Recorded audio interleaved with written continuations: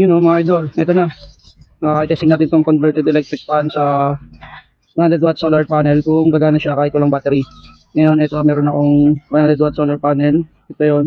I-test natin kung ilang voltage. Yun, may reading tayo na 19.18 volts. Ngayon, isaksak natin siya dito sa ating converted electric fan. Yun, naisaksak na natin. Pero na-convert na yung 19 volts sa 12.7 volts dahil meron tayong step down converter dito sa loob. Ngayon, testing na natin to kung gagana.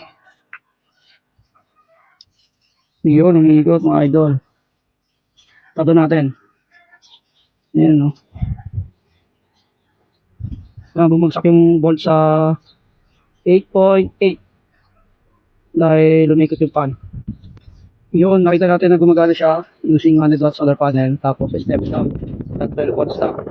Ngayon, ang tanong dito is kaya natatagal kung mag-overheat pa niya o kailangan natin ng mas magandang step down converter para mas maintain niya yung init ng step down dahil yung step down yung init yun.